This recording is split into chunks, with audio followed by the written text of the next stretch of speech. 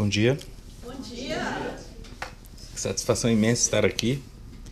Uma viagem que nunca chegava, tanto tempo que foi marcada, e desde o momento em que entraram em contato foi uma surpresa muito grande, uma responsabilidade muito grande. Para mim, particularmente, todo convite é uma responsabilidade muito grande, seja uma cidade vizinha ou seja em outro local mais distante, porque eu acredito que essas fronteiras geográficas imaginárias construídas pelos homens não nos definem como seres no mundo espiritualmente. Então eu acredito que não existam pessoas mais ou menos importantes do que as outras e uma mensagem que não possa tocar determinado indivíduo. Então é com muita alegria que venho aqui trazer essa mensagem, compartilhar esse conhecimento que tanto tem me ajudado e tem ajudado também algumas pessoas. Este seminário foi baseado no capítulo Realização Interior do livro Triunfo Pessoal de Joana de Ângeles. Eu apenas mudei algumas coisas da outra versão que eu tinha feito dele para que ele ficasse um pouco mais dinâmico.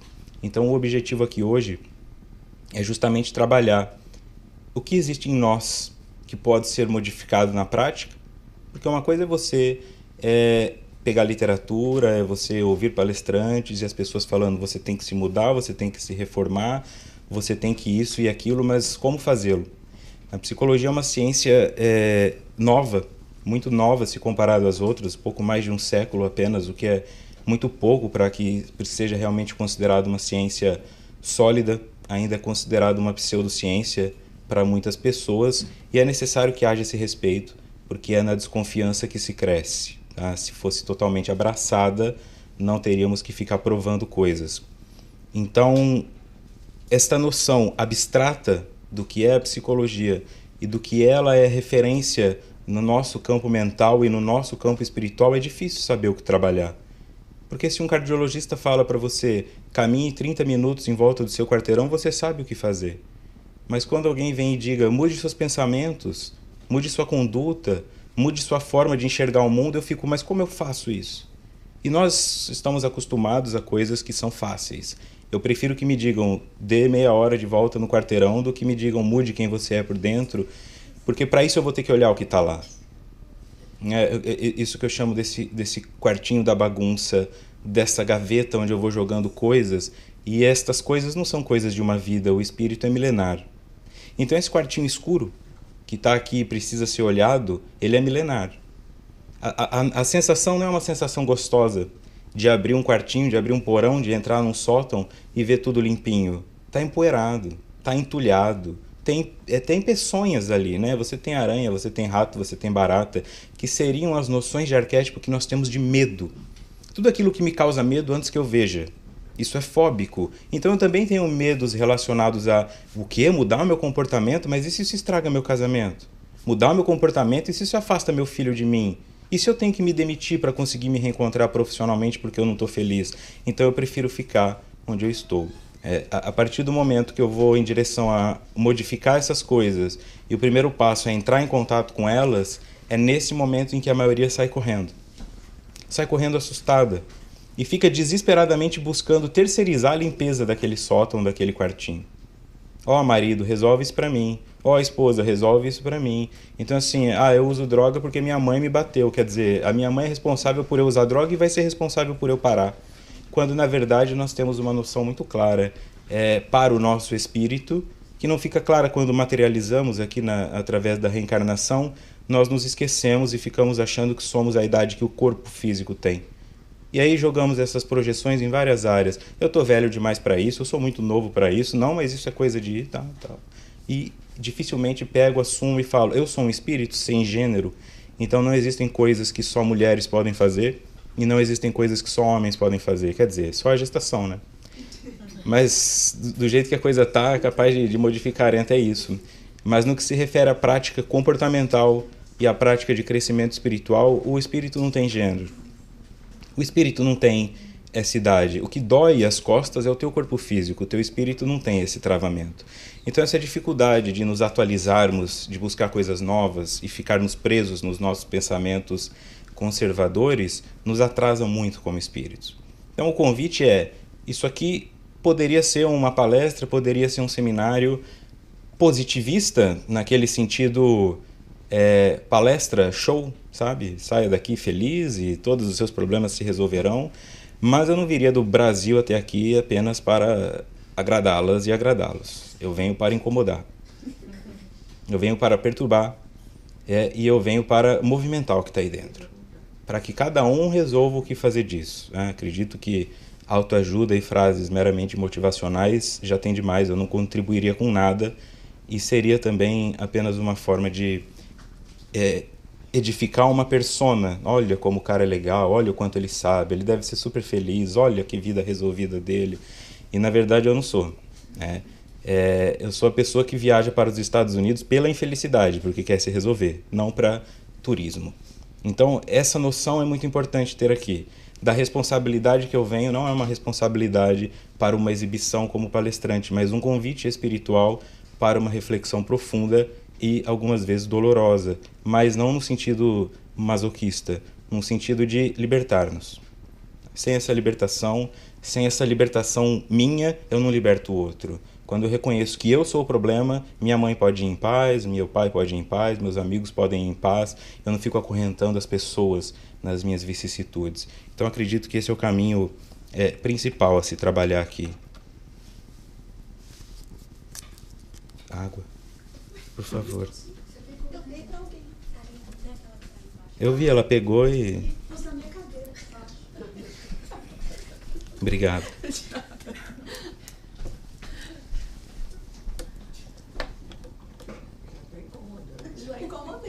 Por quê? Já perturbou, já. Começou perturbada. Vamos lá.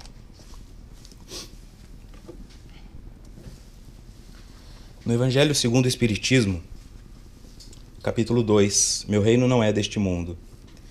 O desejo do bem-estar força o homem a tudo melhorar, impelido que é pelo instinto do progresso e da conservação, que está nas leis da natureza. Nossa noção de natureza, de forma geral, ela é muito difusa de Deus, né? Tanto que algumas pessoas chamam de Gaia, de Mãe Natureza. É como se natureza fosse ficar embaixo da cachoeira e abraçando árvore. Quando natureza, na verdade, é tudo que é natural. Tudo aquilo que vai acontecer sem que necessariamente alguém intervenha. Então a morte é natural, o nascer é natural, o adoecer é natural, o ficar triste é natural e o ficar feliz é natural.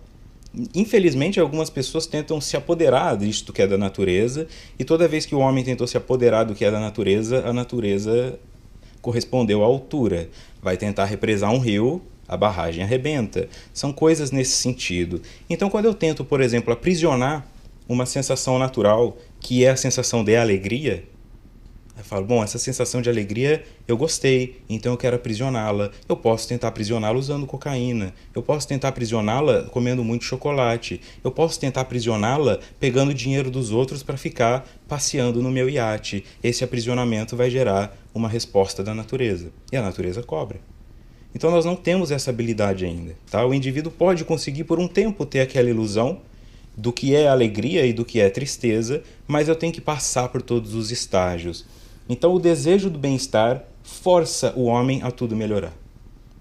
Esta noção de força, ela não é uma força invasiva, ela não é uma força punitiva, ela é o que te fez sair de casa e estar aqui hoje, sabendo que tem um feriado em breve. Muitas pessoas nesse momento já estão em outras realidades que são as prioridades para elas naquele momento, seja quais forem. Vou poder ver meu filho de novo. Não há um julgamento do que é melhor ou pior. Mas nenhuma de vocês e nenhum de vocês estaria aqui se fossem felizes. Plenamente feliz. Não tem mais nada para fazer na vida. Para que eu vou sair de casa e vou lá escutar um cara que eu mal conheço falar? Não viria. Então existe uma busca interna, que é uma constância de eu leio um livro e esse livro me traz uma dúvida. Então a noção filosófica de conhecimento, ela é uma expansão, seria espaço-temporal. Então imagine que eu tenho um círculo e que dentro desse círculo está tudo que eu conheço. E fora desse círculo está o que eu desconheço. O que eu desconheço é infinito, porque eu não posso pôr um fim nisso, porque desconheço. Só o que eu conheço é finito, porque eu sei onde termina. Então, o infinito é tudo que toca, o desconhecido é tudo que toca este círculo. Quanto mais eu aprendo coisas e apreendo coisas, este círculo aumenta. Portanto, quanto mais eu conheço, mais eu toco no desconhecido. A área que toca o desconhecido aumenta, ou seja, quanto mais eu sei, menos eu sei. Quanto mais eu busco, mais dúvidas eu tenho. Quanto mais eu estudo, mais perguntas me vêm à mente. O indivíduo que não busca é aquele que muitas vezes incomoda quem busca. Porque a pessoa pensa, eu tô aqui sofrendo por isso, por aquilo, tô tentando melhorar. Esse cara para o carro ali, levanta a capota da caminhonete dele, bota uma música e dança no meio da rua e tá feliz. As pessoas conseguem fazer as coisas e simplesmente estão felizes. Vão pro happy hour tomar uma cerveja e estão felizes. E eu tô lá no happy hour pensando, será que eu posso tomar essa cerveja ou espiritualmente vai me levar para o umbral? Por que que eles conseguem e eu não consigo? Por isso, quanto mais você estuda, e o espiritismo difere das outras religiões porque ele não tem um teto. As outras religiões têm um teto que é aquilo do não perguntar, é porque Deus quis, é porque é assim, aceite e não conteste. Então, quando chega nesse teto, ou a pessoa se conforma ou a pessoa se deforma, não tem como crescer. O espiritismo não tem teto, ele te convida a ir cada vez mais longe. E quanto mais longe você vai, mais distante você se sente, mais perdido, mais perdida. Você pensa, eu vou ler um livrinho do Chico Xavier, que tem umas mensagens bonitinhas. E fala, esse Chico Xavier aqui é bom, né? Ele escrevia uns livros. Psicografou mais de 450. Aí a pessoa fala, o quê? Eu talvez não vá ler isso a minha vida toda. E o cara psicografou isso. Sentou ali, ficou psicografando, mas para entender isso eu tenho que estudar Kardec. Kardec tem 5 livros, tem, mas tem um monte de revista espírita também, tem livro post-mortem dele, obras póstumas.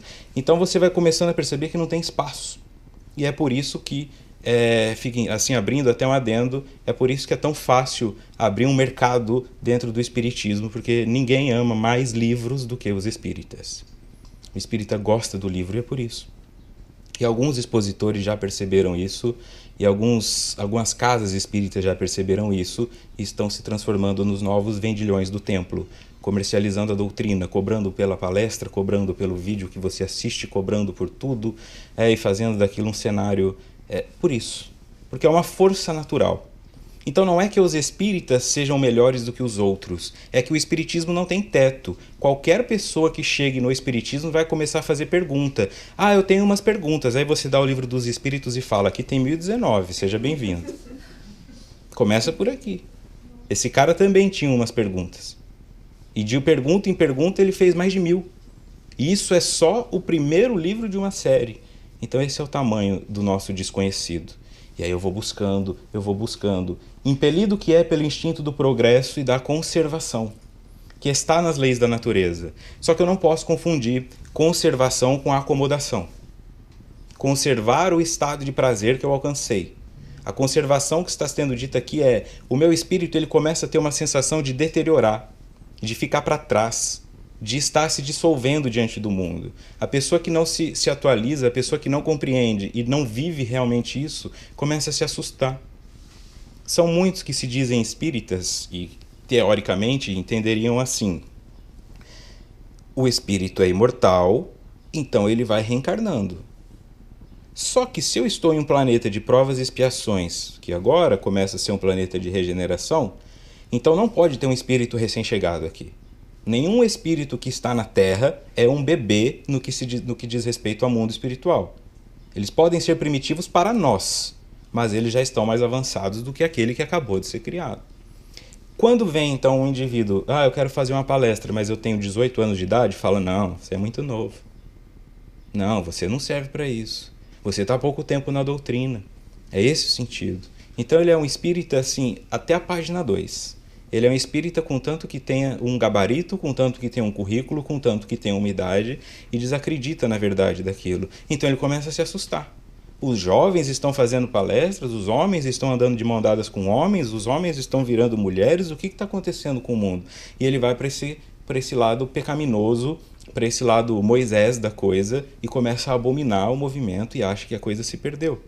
Quando eu compreendo com clareza o que é o espírito, e que o espírito, o transgênero do espírito, né, aquilo que ultrapassa o gênero, são as encarnações. Eu venho nessa como Vitor, na próxima eu posso vir como Selma.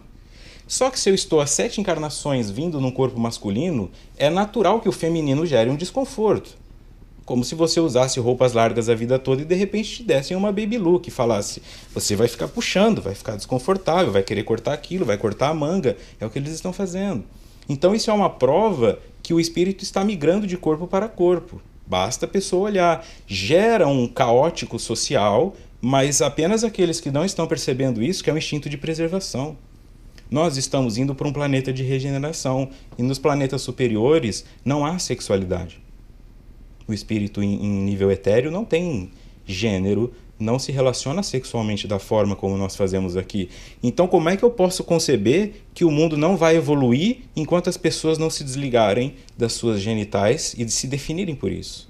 Esse é o tamanho da pequenez, esse é o tamanho do convite, mas para ir de A a B, você tem várias nuances aqui que geram desconforto, polêmica, discussão e todo mundo querendo ser dono da verdade. Eu vou sempre buscar. Então, nessa busca de progredir, que está nas leis da natureza, se eu tento conter a natureza, ou tento aprisionar a natureza, ou barganhar com a natureza, não funciona. Já tentaram fazer isso. Quando eu tento barganhar com a natureza, eu estou fazendo como os aborígenes ou índios que fazem dança da chuva. Não funciona. Tá? Então, se eu tento barganhar com a natureza e ficar negociando, não, olha, tudo bem, mas eu descobri que eu estou com diagnóstico de um câncer porque eu sou fumante, mas eu faço palestra espírita, então como é que eu posso ter câncer se eu sou palestrante espírita? Isso é barganhar com a natureza. É achar que se eu der um pouco a mais para ela, ela vai tirar um pouco de mim e eu vou ter. Não existe isso. A natureza simplesmente é natural. Ela não pode ser controlada. E se pudesse ser controlada, não seria natural, seria sintética, né? Seria manipulada. Então, quando nós falarmos aqui de leis da natureza, nós temos que entender que são leis de Deus, não essas leis dos homens que se corrompem o tempo todo. No livro Triunfo Pessoal, todos os slides que tiver Joana de Ângeles, essa aqui é a Joana de Ângeles, uma das mentoras do senhor Divaldo Franco, que tem uma série de livros que ela chama de obra psicológica, né, são as séries psicológicas. Então, dentro dessa série, ela traz várias questões da psicologia e apresenta. Ela não é construtora de conteúdo, ela é organizadora. Tá? Então, às vezes a pessoa fala, é difícil entender Joana de Ângeles, porque você não tem que entender Joana de Ângeles, você tem que entender Jung. E Jung é o criador da psicologia analítica, e ele tem uma linguagem muito aprofundada, praticamente criou um idioma para que aquilo se desenvolvesse. Então, não é tão difícil quanto parece depois que você aprende a língua. Tá? Ante os desatinos que assolam a sociedade, levando a criatura a tormentosas inquietações, evocamos o conceito do eminente psicanalista Sigmund Freud, quando estabeleceu que os indivíduos vivem à busca do prazer, especialmente aquele que decorre do conúbio sexual, mas que a realidade lhe impõe limite à capacidade de satisfazê-lo e que parece indispensável. O princípio de prazer e princípio de realidade, segundo Freud, seriam também processos naturais. Processos naturais. Então, o princípio de prazer diria para mim o seguinte, eu quero ter prazer. E para ter prazer, eu considero que eu preciso de dinheiro. Aí o princípio da realidade me fala, mas não tem como, você está desempregado. E a vida fica nessa constante. Eu quero ter as coisas, mas o princípio da realidade me lembra que não é bem assim. Quando eu ultrapasso esse limite e vou além dele, eu começo a ter os comportamentos marginalizados. É o indivíduo que tem o desejo sexual, mas sabe que não pode fazer isso se não for consentido, então ele estupra. É o indivíduo que quer ter o dinheiro, sabe que não tem um emprego para isso, então ele furta, ele rouba. Tá? Isso já é um momento de adoecimento, porque ambos são normais. Quando o princípio da realidade não é forte o suficiente para conter o princípio do prazer, eu vou para o campo da perversidade. Eu vou para o campo da criminalidade. Tá? Quando o princípio da realidade é forte demais e sempre anulo do prazer, eu vivo uma vida sistemática, robotizada, onde eu vivo apenas porque tem que ser. Tá? Aquela coisa que alguns pais falam para os filhos, pai, tirei 10 na prova, né? Tirei 9,5 na prova, e o pai fala, por que não tirou 10? Você só estuda e a mente fica falando isso. Por que você não faz isso? Por que você não é perfeita? Por que você está errando? Por que você não está dando conta? E aí nós começamos cada vez mais a nos esconder dentro da nossa própria sombra por vergonha. Porque dificilmente dentro de uma casa espírita, se você perguntar, Eu não digo em momentos como esse que vocês estão aqui buscando, mas você entra numa casa espírita onde as pessoas estão se abraçando e pergunta assim, levanta a mão quem fuma. Ninguém fuma. Levanta a mão quem assiste pornografia. Ninguém assiste. Levanta a mão quem vai sair daqui e vai tomar uma cerveja, um vinho. Ninguém faz isso.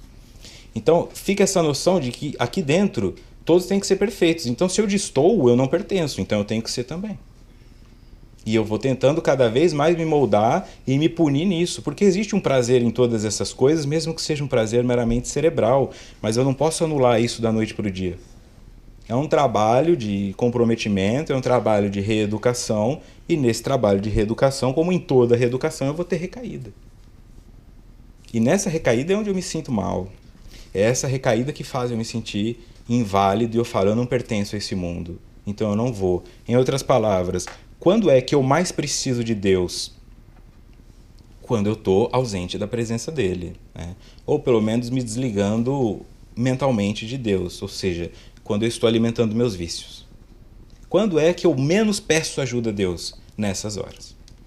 Aí a pessoa fala, eu não vou orar a Deus agora porque eu estou com a boca fedendo cigarro. Eu não vou orar a Deus agora porque eu estou aqui no motel com a amante. Só que é nessa hora. Porque esse indivíduo que é a sombra dele, que é o que está atuando escondido, esse é o que precisa de Deus. O que vem aqui assistir palestra não precisa. Já tem. Já tem o suficiente. Então eu vou escondendo, porque eu tenho um princípio de prazer, um princípio da realidade, e aí entra um caráter muito importante do espiritismo kardecista, porque ele coloca o princípio da realidade de uma forma muito mais clara. Não dá mais para você fingir que não sabia. Depois que você leu Kardec, não dá mais para você fingir que não sabia. Você começa a ter noção da responsabilidade de tudo. De gritar com seu filho, de chutar o seu cachorro, de agredir o seu vizinho, de falar mal da pessoa, e isso já não tem mais o mesmo prazer. Então o Kardec tira o prazer do indivíduo, né? De fazer a maldade do vício. E isso gera culpa. Então o que é mais fácil fazer? Deixa Kardec para lá. Deixa Kardec para lá. Aí vem uma outra religião, ou um outro líder religioso e fala assim, venha como você está, sujo, Deus te ama assim. A pessoa fala, ufa. Kardec não me ama do jeito que eu sou, né? Mas esse Deus ama, então eu vou para lá. É esse o sentido. Quando, na verdade, ele apenas estrutura os fatos. É como se eu erguesse uma parede aqui. Quem escolhe bater a cabeça nela continua sendo eu. Então Kardec em nenhum momento incute a culpa no indivíduo. Ele movimenta uma noção de ignorância que antes existia, torna a pessoa consciente daquele processo e o comportamento que antes trazia prazer, agora já não traz mais prazer. Só que o ponto principal, eu tô acostumado a fazer isso, você vem e me tira isso. O que eu ponho no lugar? É aqui que jaz a dor. É aqui que jaz a dor. Então, pensando num dependente químico, a pessoa fala assim, o cara é usuário de cocaína, parece que ele sai assim com 2 metralhadoras, uma em cada mão, usando cocaína e esses chifres de demônio nele e tudo. Ele é só um cara que sai para tomar cerveja com os amigos e vai no banheiro e usa cocaína e volta. Não é essa coisa tão feia como se pinta. Neste processo está relacionado toda uma questão social. O uso da cocaína está relacionado com ele ter os amigos, ele fica mais espontâneo, as pessoas gostam dele, ele começa a gastar o dinheiro dele para pagar as coisas para os outros. Então, quando você tira a cocaína do indivíduo, ele vai para aquela mesma mesa e ele fica assim, não posso fazer nada. É como alguém que adorava doce e descobriu que tem diabetes. Não posso beber porque se eu beber eu vou cheirar. Eu não posso, e se eu não cheiro eu sou tímido, eu não sei o que fazer. Então eu não pus nada no lugar. A diferença do espiritismo é que ela coloca algo no lugar. Ele fala, eu vou tirar o que te movimenta no princípio de prazer, vou te dar uma nova realidade e vou te fazer propostas que dentro desta nova realidade te deem prazer, que é a caridade, por exemplo. Quem faz a caridade de forma verdadeira sente prazer em fazer isso. Sente um prazer assim, eu vou levantar às 7 da manhã para fazer sopa, eu vou levantar, eu vou fazer, porque isso me dá prazer fazer. Não o prazer de mostrar para os outros que está fazendo, mas um prazer verdadeiro. E isso começa a ser uma espécie de um vício positivo. A pessoa falta um dia da palestra e fala, eu fico mal quando eu falto da palestra, não deu para ir no estudo, eu fico chateado, vai fazer o evangelho no lar, chega parente e fala, acho que eu vou mandar esse parente embora, eu faço o evangelho no lar com ele aqui também. Porque começa a ter uma conexão positiva com aquilo. E ficar sem fazer gera desconforto. No estágio inicial, quando eu fico sem fazer, Então você está vindo aqui assistir palestra sempre que tem palestra. E aí você se habitua a isso. Aí um dia você fala, aquela preguiça vence, você quer ficar no Netflix, você quer ficar em casa, você quer fazer qualquer outra coisa menos assistir aquela palestra e você não vem. Mas a tua consciência fica, você sabe que você falhou, será que eu devia ter ido e tal. Se for boa e depois te falarem que foi boa, pior ainda. Só que o que é o ponto principal? Se dentro desta semana que você não foi, acontecer alguma coisa de ruim, é porque eu não fui. É o pecado. É porque eu não fui. Se baterem no seu carro, tá vendo? Não fui. Deve ser por isso. Deus está me punindo porque eu não fui na palestra. Fiquei doente. Deve ser porque eu não fui na palestra. Essa noção tem que ser destruída. Tem que ser destruída. Porque isso aqui não é um local santo. O universo é um local santo. O sagrado ocupa o universo. Não ocupa esta casa. Nós não podemos transformar uma palestra espírita em uma nova missa, em um novo culto, em uma nova pregação. É apenas um momento onde, tudo bem, vamos pegar tudo isso que a gente estudou, vamos tentar transformar de uma forma que seja mais clara, para que fique mais fácil lá fora. É só isso, mas não, se eu não for na casa espírita, eu estou em pecado. Não tem nada a ver. Porque às vezes a pessoa está aqui assistindo a palestra e pensando, nossa, que palestrante chato, que palestra horrível, que lugar que eu não gostei, você viu o que tal pessoa fez ontem? Não adianta nada. É o templo aqui dentro, né? Este é o templo que eu estou. Então, se eu estou na minha casa, mas estou em conexão, mas estou em pensamento, eu estou muito mais ligado ao sagrado do que alguém que sentou aí só para ficar julgando o palestrante como se fosse Uber, né? Não, esse aí, 3 estrelas. Não gostei, não. Gostei mais da semana passada. Então, já que ela falou do princípio de prazer de Freud, vamos trazer Freud. Austríaco, tá? Fundador da psicanálise, para quem não conhece, apesar de ser um nome comum, às vezes, quem não é da área não tem uma noção, ele é o criador da psicanálise, né? Porque ele andava muito com Bleuler e eles começaram a perceber que existiam comportamentos nas pessoas, principalmente nas mulheres, que não se podiam explicar. As mulheres apareciam no hospital cegas, mas não tinha nada no olho delas. As mulheres apareciam paralisadas, mas não tinha nada no sistema nervoso central delas. Mas por que isso acontecia só com as mulheres e não com os homens? Porque as mulheres eram mais reprimidas que os homens, apenas por isso. Não por uma questão genética. Então ficou associado que isto que não tinha uma causa física, mas que gerava um sintoma físico, era a histeria. Porque a histeria vem de hister, que é útero.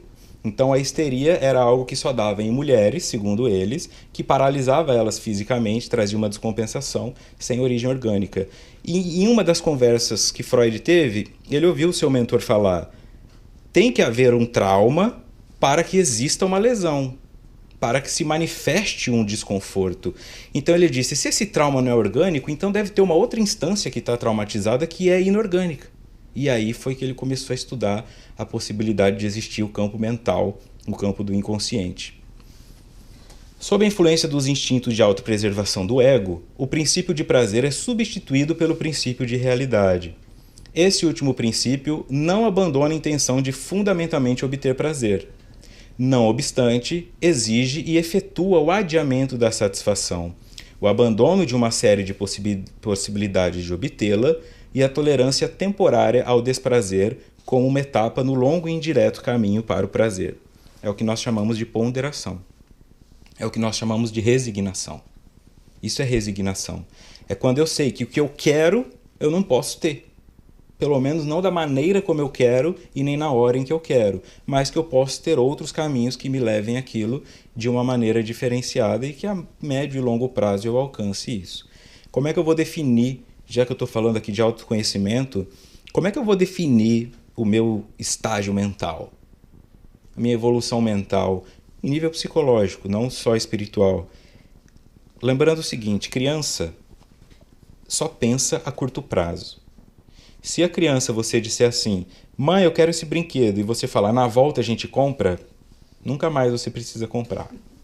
Né? Só que se você estiver barganhando com ela naquele momento, ela vai se jogar no chão, ela vai fazer escândalo, ela vai chantagear, ela vai fazer o que uma criança faz. Porque para ela é o aqui e agora. Então ela vem, mamãe eu te amo, papai eu te amo, sobe em você, escala você, fala agora eu quero tetê de chocolate. Você fala, não, você não vai tomar. Eu não gosto de você, eu não te amo, eu quero morar com meu pai, essas coisas. Quero morar com a minha avó, porque é aqui e agora para a criança. O adolescente, ele tem uma noção de curto prazo, mas ele começa a pensar em médio prazo. Ele pensa em médio prazo, ele já começa a ter que pensar que faculdade ele vai fazer, se ele não vai fazer. Ele tem uma responsabilidade ali que, se ele não passar de ano, ele vai ter problema. Então ele vai pensando a médio prazo. Ele já consegue pensar, por exemplo, eu tô afim daquela menina, mas ela falou que eu tô acima do peso. Então, se eu emagrecer, eu tenho chance com ela. Isso uma criança não faz. A criança não consegue. A criança, você leva ela para viajar, ela fala, já chegou? Não. Já chegou? Não. Já chegou? Não. Quanto falta? Falta isso aqui. Quanto é isso aqui? Isso aqui e isso aqui. Não tem essa noção. E o adulto é aquele indivíduo que tem que pensar a longo prazo. Ele é obrigado a pensar a longo prazo, mesmo que ele não queira. Ele deita para dormir, mas o longo prazo está lá na cabeça dele. Tá? E ele vai sofrendo. É o indivíduo que já entra ali na faculdade, ele fala, o professor fala, tem um trabalho para daqui a um mês. Nossa, um mês, não vou dar conta. Será que eu vou? Um mês ele não tem. Ele vai fazer 29 dias e 24 horas depois. Né? Ele vai entregar assim, o professor está chegando na sala, ele está acabando de fazer. E ele teve um mês. Só que durante esse um mês ele sofreu por isso. A criança não sofre. Tá? Então, para que eu entenda qual é o estágio mental em que eu me encontro, eu vou ter que identificar assim, eu sofro muito a curto, médio ou longo prazo? Eu consigo perceber as coisas a longo prazo ou eu quero só agora? Eu consigo ter planos a médio prazo e cumpri-los ou eu quero só agora? Eu sou uma pessoa que coleciona inscrições, mas não tem nenhum diploma? Eu sou uma pessoa que coleciona objetos, mas não desenvolveu nada? Tem uma vara de pescar e nunca pescou, tem um violão e nunca tocou, tem uma bicicleta e nunca pedalou? Esse é o curto prazo. Então, quer dizer, ainda existe um aprisionamento aí na infância que é o princípio do prazer. Porque eu penso, eu vejo as pessoas pedalando, eu acho super legal, vou comprar uma bicicleta, mas eu esqueço que vai doer para acostumar a sentar nela, eu esqueço que vai doer para pedalar, eu esqueço que a corrente vai soltar, eu esqueço um monte de coisa. E aí, quando eu dou a primeira volta, eu falo, não quero mais. Não é? Isso acontece também no meio espírita. A pessoa fala, eu quero dar paz. Quer dar paz? Então você vai ter que cuidar da sua alimentação, você vai ter que cuidar dos seus pensamentos, você vai ter que cuidar dos seus vícios. Não quero mais, dá um passe em mim. Eu quero ser o que toma. Não quero mais dar paz. Porque essa é a responsabilidade que é trazida, esse é o princípio da realidade. Tá? Então, ser dominado por isso e falar, não posso fazer nada porque tudo é pecado, gera uma repressão também que te adoece, e ignorar isso e fazer tudo só a curto prazo para ter prazer, e amanhã eu penso nisso, também te adoece porque você não constrói nada. E aí, voltando aqui em Joana, esses dois princípios, o do prazer e o da realidade, seriam, pois, fundamentais para a interpretação da pessoa humana, auxiliando-a a compreender as próprias dificuldades quando na busca da sua realização. É isso aqui que te impede, tá? Como uma noção básica, claro, mas é isso aqui que começa a te impedir. A construção de que às vezes leva tempo. Tem casa espírita que você fala assim, eu quero trabalhar como tarefeiro aqui na casa. E eles falam, você vai fazer o curso do Livro dos Espíritos e depois do Evangelho. Aí a pessoa fala, tá bom, quanto tempo dura? É 1 ano cada um. Quê? Eu vim aqui me voluntariamente doar o meu tempo e você quer que eu fique 2 anos estudando para isso? Se ofende. Aí ela vai numa casa que não pede nada. Você tá vendo coisas? Vem cá para o trabalho mediúnico. Senta aí na mesa, já vamos incorporando. E aí começa aquela gritaria, gente rodando no chão e barulho de galinha e um monte de coisa. Que eu já vi. Não tô inventando não, tá? Já vi pessoa incorporando galinha. Né? Não, porque o espírito tá na forma de galináceo, porque não sei o quê, mas na verdade era obsessão. Tá? Porque quem chegava entrava na mesa, quem chegava fazia palestra, quem chegava fazia, aí começa a ter essas disfunções. Então, naturalmente, uma casa espírita séria, ela não é séria porque o dirigente tem cara de bravo. Ela é séria porque ela cumpre o compromisso de pontualidade naquilo que foi marcado. Ela cumpre o respeito àquilo que está ali. Eu não posso simplesmente tirar a função toda de um trabalho porque uma pessoa chegou. Então imagine essa lógica. Você entra em uma faculdade porque você quer se formar e ter uma graduação. E aí a faculdade deixa em aberto. Quem quiser ir entrando, vai entrando. Não tem temporada de matrícula. Aí você está lá no quarto mês de aula, entra um aluno e ele começa a fazer perguntas do primeiro dia de aula. E o professor para responder a ele. Você desmotiva. Então, como é que eu vou ter uma equipe espiritual avançada dentro de uma casa num trabalho mediúnico se cada semana entra uma pessoa que precisa ser trabalhada? Não vai existir. Tá? Então, ela pode ter o cenário maravilhoso, pode ter uma mansão construída, pode ter uma mesa de mármore, pode ter o que for, mas não vai ter espírito superior ali. Em contrapartida, se tiver um toco de madeira só no chão, mas o trabalho for sério, o espírito superior estará ali. Porque os espíritos superiores pensam a longo prazo. Eles não estão preocupados em vamos curar as pessoas desesperadamente. Eles falam, vamos estruturar um trabalho espiritual aqui que funcione como polo para 100, 200 anos. E depois que esse dirigente... A noção que nós temos de aqui agora é essa. Por isso que eu falei da infantilidade. Imagine essa cena. Todos nós ganhamos um pequeno lote. A partir do momento que o espírito é criado, é dado para nós um lote. Ali, cheio de mato, um lote. Alguns vão e fazem a terraplanagem desse lote. E aí vão lá e plantam algumas sementes, escolhidas a dedo. E aí eles vão lá e regam, e eles vão lá e tiram as pragas, e eles vão lá e passam remédio se for preciso, e a árvore vai crescendo, de repente dá um fruto. E esse fruto é doce. E é o que ele queria comer, porque ele plantou a árvore que ele escolheu a dedo. Ao lado, na verdade, tem um cara que não plantou nada e só tá assim, mas que macieira bonita, é assim. Eu vou lá comer essa maçã. E não faz diferença, sabe por quê? Porque ninguém dá conta de comer tudo que uma árvore dá. Fica claro? Então, para o indivíduo que se constrói com clareza, ele pode descansar na própria sombra. Ele está em casa, ele desenvolveu o seu lote, ele cuida, faz a manutenção, então ele usufrui daquilo. O ansioso é aquele que fala, eu preciso plantar alguma coisa aqui. Ele pega um punhado de semente e joga lá e nasce girassol. Fala, é bonito, mas eu não posso comer. Continua com fome. Então é um indivíduo que se norteia pela vaidade, por exemplo. É muito bonito, mas o que eu faço com isso? Muito bonitas as palestras que eu faço, mas se eu não me modifico, o que isso aqui está funcionando? Eu estou com fome. E ele vai ficando com fome, ele fala, não, eu só vou fazer palestra se tiver 250 pessoas, não, eu só vou fazer palestra se... Porque ele está com uma fome incomensurável. Ele plantou girassóis. Quando o indivíduo planta a maçã, ele fala, só vai estar eu e você? Então vamos lá, ele faz do mesmo jeito. Porque ele se sacia com o que ele produz. Tá? Então se eu posso viver com a ilusão de não estar com fome porque estou me alimentando do outro. Então é o marido, por exemplo... ou a esposa, porque hoje isso já mudou também, que não lava louça, que não lava roupa, que não varre a casa, porque ele vive assim, à sombra do outro. Não ajuda a cuidar do bebê, quando começa a chorar ele fala, vai lá você. Tá? Ele tá lá, a criança está crescendo, a criança chama ele de papai, chama de mamãe, ama, tem o amor, tem aquilo tudo, mas não construiu em si a habilidade, o conhecimento e o know-how para que aquilo se transforme numa verdade para ele. Quando o casamento acaba, a pessoa disfunciona. Eu não sei aqui, né? Mas no Brasil, com frequência, se vê no noticiário, o marido sequestrou as crianças porque a mulher quis deixá-lo. O que é isso? O pai das crianças pegou as crianças e às vezes comete o homicídio, mata as crianças para punir a mãe porque a mãe não queria mais ficar com ele. É disso que eu estou falando aqui. É um indivíduo que tinha fartura, estou lá com a minha roupa lavada, estou com a comida na mesa, faço tudo, e de repente a pessoa não quer mais, ele descobre o que ele tem de verdade. Então é como se o indivíduo falasse, não quero mais você pulando a cerca para comer aqui do meu pomar. Ele volta pro dele e tem nada. Só tem mato.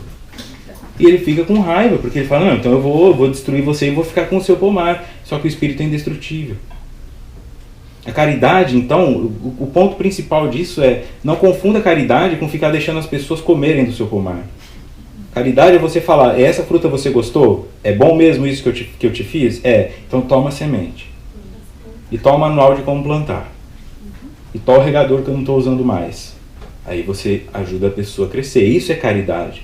Mas algumas pessoas entendem que fazer caridade e falam, não, coitado, deve ser karma de uma vida passada, deve ser que eu tenho que fazer isso. Eu ouço as pessoas falando para mim, eu quero sair desse casamento, mas e se for um compromisso espiritual e eu chegar do lado de lá e for punida por isso? Olha como vai ficando. Fica pesado. Você tem livre-arbítrio. E todo relacionamento é feito para acabar, para que nós consigamos nos desligar uns dos outros, para pertencermos a nós, e pertencendo a nós, eu volto para você, só que é livre da manipulação. Eu não preciso de você, eu escolho você. Porque a sua companhia me faz bem. Eu não preciso do que você tem, porque eu já tenho. Essa é a diferença. Então eu vou ficando com medo, achando que eu vou ser punido porque eu tenho, porque eu não tenho. Não é nada disso. E uma ilusão que às vezes, nossa, nós ficamos 10 anos e não deu certo. Como não deu certo? 10 anos é muito tempo. Deu certo por 10 anos. Quantas coisas você tem que você faz há 10 anos? Quantos compromissos teus têm tanto tempo de duração? Então eu fico pensando, quanto tempo tem que durar para ser verdade? Até um dos dois morrer. Isso ainda é católico. Isso ainda é até que a morte nos separe. Isso tem que acabar para nós. Nós não podemos ficar aprisionados em compromissos que foram feitos no aqui e agora, e depois nós crescemos, e agora eu já estou pensando a médio prazo, e não funciona mais. Eu quero uma pessoa que me ajude a crescer, não uma pessoa que me acorrente, porque isso não faz de mim um missionário. Muito pelo contrário, o missionário é livre. Livre para falar não. Jesus falou um monte de não. Jesus deu um monte de resposta assertiva. Jesus botou gente para correr. Jesus escolhia. E o indivíduo podia se sentir bem ou não. Ele não foi jantar ou almoçar na casa de Zaqueu? E Zaqueu não era um indivíduo corrupto que desviava tributos? Foi na casa desse cara que Jesus escolheu ir comer. Então ele não ficava pensando, eu vou na casa mais bonita, eu vou na casa da pessoa mais legal, eu vou na casa da pessoa que mais precisa da minha presença lá. Isso é um missionário. Acabou? Não preciso mais? Abraço, vou seguir em frente. Eu me liberto, consigo identificar o que é o meu self. O espírito, troca o self por espírito, é possuidor dos recursos desconhecidos e inestimáveis. E desde que penetrado conscientemente, pode arrancar o indivíduo do fracasso e erguê-lo para o triunfo, sem deixar marcas aflitivas e inseguranças quanto ao futuro que lhe está reservado. Porque a partir do momento que eu entendo realmente que eu tenho um espírito e que esse espírito é imortal, para que eu tenho medo de futuro? O que o futuro pode fazer comigo? Nada. O futuro não pode fazer nada comigo. O futuro vai simplesmente ser uma consequência. É um efeito da causa que é o aqui e agora. Às vezes a pessoa pensa assim, eu vou ficar sentado aqui esperando o futuro chegar. Só que o futuro não chega, porque isso é relativo. Nós comemoramos o Réveillon, nós falamos Feliz Aniversário, nós falamos, olha, 2017, 2018, mas isso não existe. Nós estamos celebrando simplesmente a velocidade que a Terra gira ao redor do Sol, e é só isso. Né? Nada mais do que isso. Então essa noção de futuro, que futuro é daqui 10 anos, não existe. Tá? O futuro é a consequência, é o efeito da causa, que é o que eu faço agora. Quando eu compreendo isso, eu penso, bom, nada pode destruir o meu espírito. Nada pode aprisionar realmente o meu espírito. E nada pode dominá-lo. Então por que eu me sinto preso? Por que eu me sinto dominado? E por que eu me sinto impotente? Quem é que está fazendo isso comigo? Sou eu. Vê que clareza é isso? Eu me algemo a mim mesmo e fico, estou preso, me salvem. Aí a pessoa me salva, eu me algemo de novo. E me algemo de novo. E me algemo de novo. A pessoa sai de um casamento conturbado e entra num outro conturbado. Porque está dentro dela estar em relações conturbadas. Isso está no self dela, que ela está projetando. É o que eu tenho para dar. Não tem outro jeito. Se eu chegar aqui com um saco de laranjas, eu não tenho como dar limão para ninguém. Então, se tudo na minha vida é problemático, é porque eu só tenho problema no meu bolso.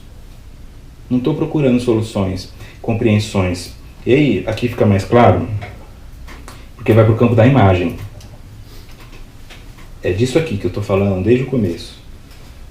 Esse é o aparelho psíquico, tá? Essa é a noção junguiana de aparelho psíquico, mas essa imagem didática foi construída por Anthony Stevens, para ajudar na compreensão. Então, aqui eu vou ter muita clareza de tudo que eu estou falando aqui. Lá no centro tem o self. Este self, imagine esse círculo azul, ele está até aqui. Este branco, este amarelo, os círculos laranjados, eles estão colocados por cima, sabe? Como se tivessem sido encaixados. Mas o azul vai em tudo, porque o azul é o self, o azul é o teu espírito. Então, o teu espírito, ele tem domínio de tudo que é você, parte do seu espírito. Nada parte do seu corpo para o seu espírito. Tudo é do seu espírito para o seu corpo. Depois desse self imerso ali, nós temos o inconsciente coletivo, que é essa parte azul. O inconsciente coletivo se nós sabemos que o pensamento pode se transmitir, que os espíritos superiores se comunicam por pensamento e que nós somos capazes de materializar coisas pelo pensamento no mundo espiritual, então nós temos que conceber que já existem coisas pré-formadas aqui. Uma colônia espiritual, por exemplo, já está pré-formada. Eu posso não vê-la, mas ela está ali. As transmissões de pensamento estão acontecendo aqui neste momento, correto? Bom, quando eu nasço como ser no mundo, eu já estou nesse inconsciente coletivo. Eu já estou abraçado por esse inconsciente coletivo. Se for um inconsciente coletivo de pessoas submissas, eu já nasço com uma sensação de submissão. Se eu nasço, por exemplo, num país que diz assim, os cristãos são problemáticos, os cristãos têm que ser destruídos, eu já começo a ter ódio de cristão. Mesmo que eu seja um espírito com outra essência, porque está no inconsciente coletivo. Então, no inconsciente coletivo, haverá a formação de imagens, que são essas letras A, que são os arquétipos. Cadê? São os arquétipos, essas letrinhas A. O arquétipo, então, seria uma imagem pré-formada. Tá? Então, calcula que o arquétipo é uma forma. Esta forma, ela é dada igual a todos. O que é ser uma mãe? É isso. Então, algumas vezes uma pessoa faz uma coisa e você fala assim, isso aí não é mãe, isso aí não é pai, isso aí não é filho, isso aí não é marido. Como é que você está tendo essa noção? Onde foi definido o que é ser marido, o que é ser mãe, o que é ser pai? Então isso é inconsciente coletivo, isso é um arquétipo. Se não se enquadrar naquilo, não é considerado aquilo. Tá? Então, em outras palavras, às vezes a mulher está lá, engravida, não quer ter o filho, mas também não o aborta porque ama, do jeito dela. Só que ela fica com muita vergonha de não conseguir se encaixar nesse arquétipo de mãe, então ela não consegue nem levar o filho para doação. O que ela faz? Bota ele num lugar e coloca numa lata de lixo para alguém achar. Ela fez como mãe a mesma coisa que a mãe de Moisés fez de colocar ele num cesto e pôr no rio. Absurdo, a mãe colocar um filho num cesto para pôr no rio, para ele ser achado pelo faraó. Tá claro isso? Só que o que a sociedade fala? Colocou a criança na lata do lixo, isso não é mãe. A sociedade não enxerga que ela gestou por 9 meses, que ela não cometeu o aborto e que ela ainda deu uma chance da criança chorar e se ouvir. É o melhor que ela pôde fazer. Simplesmente fala, isto não é mãe. Porque a noção do que é mãe está implícita em nós, no nosso inconsciente coletivo. Então, quando uma mulher engravida, que quer ter um filho, e o filho vem para o colo dela, antes disso já está sofrendo, será que eu vou dar conta? Será que eu vou ser boa mãe? Será que vai ser perfeito? Será que vai ter problema? Será que vai ser a minha cara ou vai ser a cara do pai? Né? Aí quando pega a criança no colo, ao mesmo tempo que ama, morre de medo. Pelo menos o primeiro filho. Por quê? Não tem por que ter medo, é natural, nasceu dela, foi criado dela, então é dela. Só que o arquétipo fala, você está segurando direito, tem que segurar inclinado de 75 graus, porque senão você não é uma boa mãe. Cuidado com a moleira, não vai dar banho assim. Aí a mãe da mãe vem em cima e fica todo mundo em cima. Fica claro, isso é questão de arquétipo? Então imagine uma forma. Seguindo mais adiante, ali nessa parte amarela, seria o inconsciente pessoal. Isso é o que eu, Vitor, e o que você construiu durante a sua vida. As coisas que só você viu. O que você viu teu pai fazendo, o que você viu tua mãe fazendo, o que te ensinaram, os traumas que você passou. Isso é só teu, não é coletivo. É a forma que você enxergou. E dentro dele tem os complexos. Aí você tem o complexo de inferioridade, complexo de superioridade. Então, para que isso fique bem claro, imagine que a questão do complexo foi compreendida assim. Jung ficava fazendo perguntas para as pessoas, falando palavras e vendo que reações essas palavras causavam. Então ele sentava diante de uma pessoa e falava dinheiro, família, amor, medo. E algumas pessoas começavam a ficar ruborizadas, davam uma risadinha, ficavam constrangidas ou não sentiam nada. Então ele percebeu que algumas palavras, simplesmente palavras, geravam algo afetivo na pessoa. Então que aquela palavra tinha uma tonalidade afetiva. Quando isso ficava instaurado no indivíduo, você tinha a formação de um complexo de tonalidade afetiva. Então, em outras palavras, a criança cresce com a mãe falando, você não é bom o suficiente, teu irmão na sua idade já fazia melhor, teu primo já está na faculdade, já está não sei o que, já está andando de skate, você só fica caindo, e a criança vai crescendo. Aí ela vai para a escola, a professora fala, você está atrasado em relação aos seus colegas, você não serve, você está muito lento, então ela vai associando que ela é inferior. Depois de um tempo, a mente dela não precisa mais pensar sobre isso. Ela responde automaticamente como inferior, porque ela desenvolveu um complexo de tonalidade afetiva de inferioridade. Então é o adolescente que, quando ele chega na adolescência, o amigo dele fala: ó, aquela menina tá te olhando, ela deve estar me achando ridículo, por isso que ela tá me olhando. Ó, vai ter uma entrevista de emprego. Imagina, nem vou, não passo. Ele não precisa mais se provar como inferior, ele já está claro para ele que ele é inferior. E aí pode ser superior, pode ser tudo. Tá? Então eu vou ter desenvolvido um complexo. Então vamos lá. Então imagine que o arquétipo é a forma e o que eu preencho seria o meu inconsciente coletivo.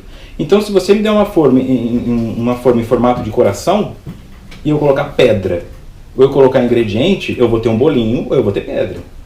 Então o arquétipo de mãe é o mesmo para todos nós. Quando nós pensamos o que é ser mãe, e aí nós pensamos o que é ser espírita, mas como cada um preenche isso é diferente. Então se eu consigo enxergar que essa mãe fez o melhor que pôde, colocando a criança na lata do lixo, que foi um gesto de amor dentro do que ela podia fazer, eu estou preenchendo isso com alguma noção do que é ser mãe. Se eu acho que tem que ser exatamente como eu penso, se não está errado, então eu estou preso na minha convicção.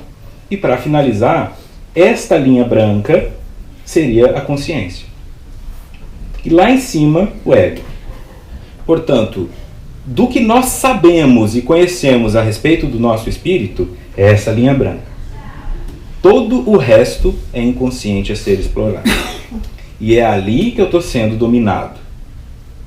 Esta noção, né, imagine então que o self, que é o nosso espírito, dá um comando que precisa chegar ao ego. O ego é o que você vê de mim. É o que eu gerencio todas essas pulsões, todo esse desequilíbrio e mostro para você. Então a pessoa pode falar uma coisa para mim, internamente eu estou assim: ah, eu quero te agredir fisicamente. Mas o que eu mostro? Tudo bem, tem que ter paciência, eu entendo. Isso é meu ego. É o que eu mostro para o indivíduo. Tá? O que é um espírito em grau de evolução máximo? É o espírito que o self se comunica diretamente com o outro self. Porque o que acontece conosco? Eu vou sair aqui do microfone um pouquinho para explicar isso. O self gera um comando. Diz uma coisa. O indivíduo, fale para o seu filho que você o ama. Só que aí passa pelos meus arquétipos, passa pelos meus complexos, e quando chega no ego está distorcido. Então, ao invés de falar para o meu filho: filho, eu te amo, eu falo: filho, leva uma blusa. Filho, você não está fazendo direito, não faz nada da vida, você tem que estudar, eu vou cortar a sua mesada. Essa é a forma de eu falar que eu amo ele. Só que eu não consigo falar: eu te amo. Eu não consigo chegar para o meu patrão e falar: eu preciso de um aumento. Eu estou com uma dificuldade lá em casa porque é minha sogra, porque não sei o quê, porque eu não consigo ser direto. Então hoje nós temos uma dificuldade muito grande em sermos diretos naquilo que queremos. Eu quero uma coisa, o meu self se manifesta, mas eu não sei como pedir isso porque eu sinto vergonha, porque eu sinto medo, porque eu sinto constrangimento, porque eu sinto um monte de coisa e aí eu não faço nada. Tô louco para fazer uma pergunta, mas vão pensar que eu sou burro, vão pensar que eu sou tonto, não vou fazer a pergunta. E aí eu vou embora com dúvida da vida, da existência.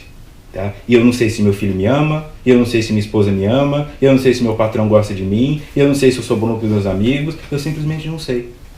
Porque eu não consigo chegar para as pessoas e perguntar. Eu tenho uma dificuldade muito grande. O homem não consegue chegar no filho e beijar. Homem beijando homem, eu não sei o quê. Fica isso aqui, ó. Bloqueado. Então o nosso trabalho, para fechar essa parte, o nosso trabalho é ter consciência de que é isso aqui que se modifica. E que esta linha branca é o que você conhece de si. E que o egoísmo e a egolatria é uma ilusão por isso. Porque o que você desconhece de si é imensamente maior e é isto que determina o que você é e não o que você pensa ser. Como eu disse, o que precisa vir aqui assistir a palestra é o que fuma, é o que bebe, é o que assiste pornografia, é o que fala palavrão, é o que briga no trânsito, não o que senta aqui e fala amém para tudo.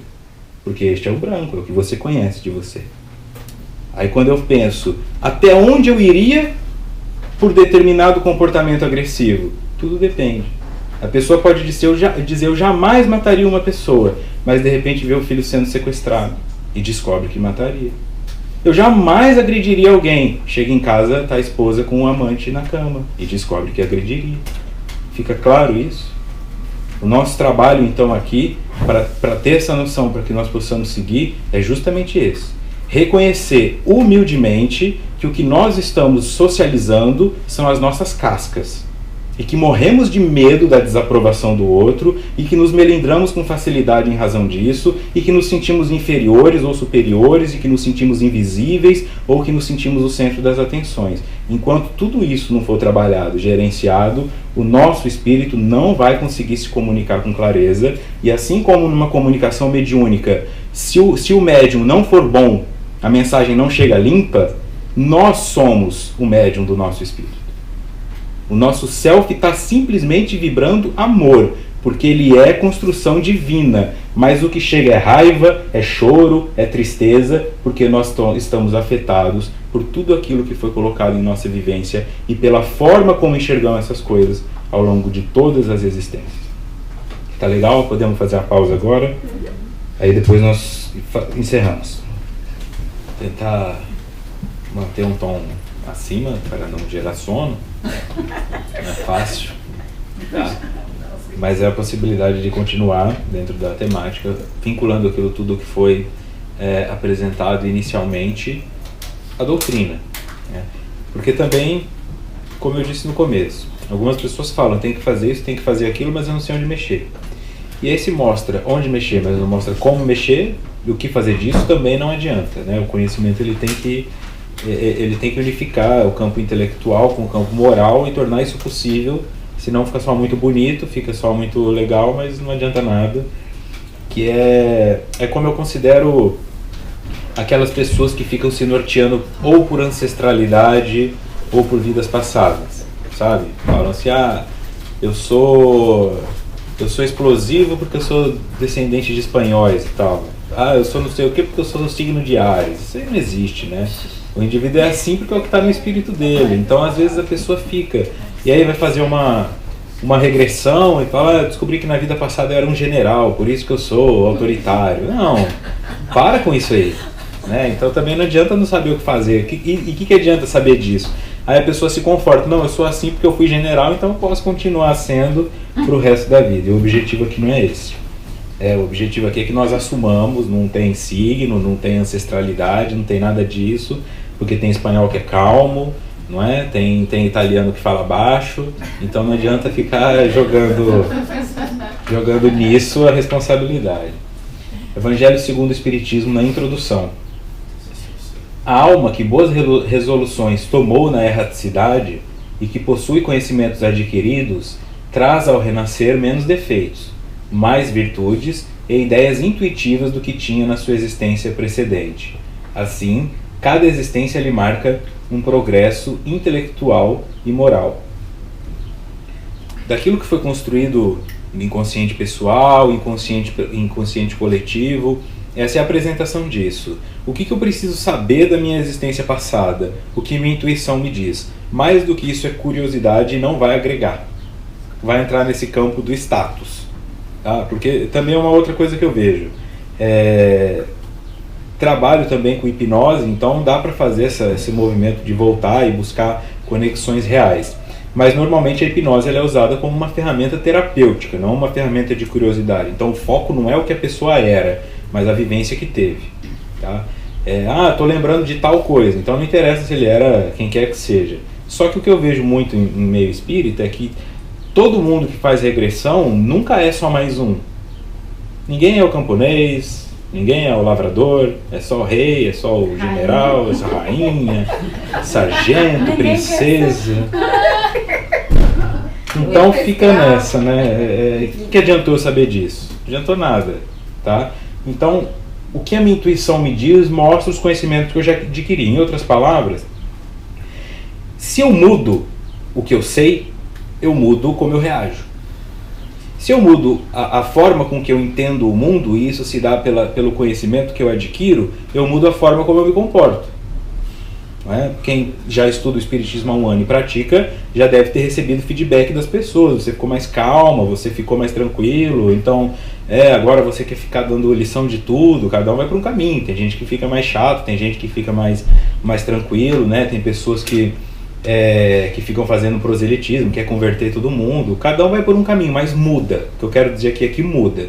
A mesma pessoa você não consegue ser. Tá? Então, se eu faço boas resoluções na erraticidade, ou seja, quando eu estou desencarnado, E para isso eu vou ter que avaliar o que eu fiz aqui. E este é o ponto principal do autoconhecimento. Se eu vivo uma ilusão aqui na Terra, quando eu chego na erraticidade, eu vou estar elaborando em cima de uma ilusão. Então o resultado que eu terei também é uma ilusão. Fica claro? Não adianta, a matéria-prima é que conta. Eu vejo isso muito como psicólogo, e quem tem mais trabalho na área da saúde, saúde mental, ou a saúde de forma geral, vai entender isso com muita clareza. A pessoa às vezes chega na terapia e ela fala assim: o que eu faço? Ué, o que você quer fazer? Ah, não sei, eu nunca fiz terapia, o que eu faço? Eu entendo, porque é como se eu chegar na yoga e falar: o que eu faço? Não é? Você fala, mas fala o quê? Fala o que você quer falar. A pessoa fala assim: não, faz umas perguntas aí que me ajuda, eu não sei o que falar. Marcou, agendou, pagou, sentou e não sabe o que falar, porque realmente não sabe o que falar, sabe? Eu preciso fazer terapia, mas se eu não sei o que é terapia, eu não sei o que eu estou fazendo aqui. E aí fica às vezes com a sensação, o terapeuta, pelo menos o bom terapeuta a meu ver, ele é o artesão. Com o que você trouxer de matéria-prima, você sai com uma arte, com uma obra personalizada, porque é tua. Se você trouxer mentira, teu feedback é mentiroso. É só isso. Se você trouxer ausência, teu feedback é ausente. Aí vai falar: porque lá falando 50 minutos o cara não falou nada? Sim, mas porque desviou do tema. Porque não se conectou com o que está fazendo aqui de verdade. Então com o espírito é a mesma coisa. Se eu fico a vida inteira na ilusão, que nem eu disse anteriormente, eu estou nesse casamento porque é um compromisso que eu assumi de resgate, então eu tenho que ficar até o fim. Desencarno, vou elaborar sobre aquilo e tenho a sensação de que eu sou um vitorioso, porque eu fiquei ao lado de uma pobre coitada que está em resgate, eu achando que eu sou missionário, eu já encarno iludido. Eu já venho para a encarnação iludido, porque eu venho com um sentimento de superioridade que eu não possuo. O maior problema de achar que eu estou num resgate é não entender que eu também preciso ser resgatado. Então o que eu vejo é pessoas que estão na lama, e às vezes um pouco mais, um pouco menos, né, dependendo da tua densidade, você vai afundar mais na areia movediça do que o outro, correto? Então eu olho para o indivíduo que está de lama até o pescoço e eu estou de lama até a cintura. Eu tenho a sensação de que eu sou melhor que ele. Então eu vou lá e falo: vem cá que eu vou te resgatar. E o que acontece quando eu puxo alguém que está na lama se eu também estou na lama? Eu afundo. Desce. Eu afundo. Então é isso que eu estou querendo dizer. Eu passo a vida inteira, aí eu vou para a erraticidade, vou elaborar tudo aquilo que eu fiz, vou melhorar a minha condição, só que se eu estiver trabalhando com matéria-prima mentirosa, a conclusão que eu chego também é mentirosa. Então eu perco 2, 3 existências na ilusão de que eu estou construindo algo para lá na frente descobrir que não era bem isso. Se eu não tiver o despertar agora, perceber realmente o que eu estou fazendo aqui, que eu não sou nem santo nem demônio, que eu não sou nem feliz nem infeliz, que eu oscilo por todas essas instâncias, e ora eu sou uma coisa, ora eu sinto outra, e ora eu causo isso nas pessoas e ora eu não causo, porque eu causo ódio nas pessoas, eu causo inveja nas pessoas, eu causo desejo nas pessoas, amor nas pessoas e indiferença nas pessoas. Tem gente que nem liga pra mim e não vai ligar e não quer saber quem eu sou, não é? E isso você vai identificando dentro da sua área. Quem é professor em cidade pequena, por exemplo, não consegue andar na rua sem que os alunos fiquem: ô professor, ô professor, ô professora. Só que aí vai para uma outra cidade, não é ninguém aos olhos daquelas pessoas, tá? Espiritualmente falando, eu tenho que trabalhar o quê? O que a minha intuição me traz é o recurso que ela tirou lá daquela imagem anterior que precisa ser trabalhado agora. Se eu vou buscar mais do que isso, é minha arrogância falando. Eu estou dizendo para a minha mente: eu não confio em você e eu vou lá eu mesmo. É esse o nível da doença que o indivíduo se encontra. Ele não confia nem nas leis naturais, que vão permitir que certos conteúdos se desbloqueiem do meu inconsciente e se tornem conscientes pela intuição, acha que aquilo é pouco e quer ir buscar mais. Ele vai fazer terapia de vida passada, regressão, mas com um intuito de curiosidade, de tentar se entender para justificar os comportamentos de agora. Então, como eu disse, eu descobri que eu fumo nessa existência porque nas últimas 10 eu fumei também. Então você está só construindo a 11ª. E lá na 12ª você vai fazer uma regressão e vai ver que fumou 11, vai ficar 20, 30. Quantas você precisa saber para parar de fumar? Te ajudou a parar de fumar? Te ajudou a parar de gritar com as pessoas? Ajudar a entender o comportamento? Então a noção maior é onde eu quero chegar e o quão distante eu estou disso. E não o que eu quero ser E o quanto eu era isso? Porque eu nunca fui. Tá claro que para um espírita, o espírito não regride. Portanto, não existe nenhuma encarnação anterior a esta onde eu fui melhor que isto. Eu posso não gostar, eu posso achar ruim, mas isso aqui é o melhor que está tendo. O teu hoje, que está sentado nessa cadeira, é a melhor coisa que você já foi em toda a sua existência. Se isso não for o suficiente para você, não vai ser para ninguém. Você vai ter que ficar se mascarando, se maquiando, para que as pessoas te aceitem como você é, elas vão te aceitar como você é, mas em dado momento, na constância, as defesas vão se desligando, você vai se mostrando quem é de verdade, e aí gera uma não aceitação, e você vai ficar com a sensação de que as pessoas te traíram, ou te abandonaram. Então eu te conheço, eu sou a pessoa mais cordial do mundo.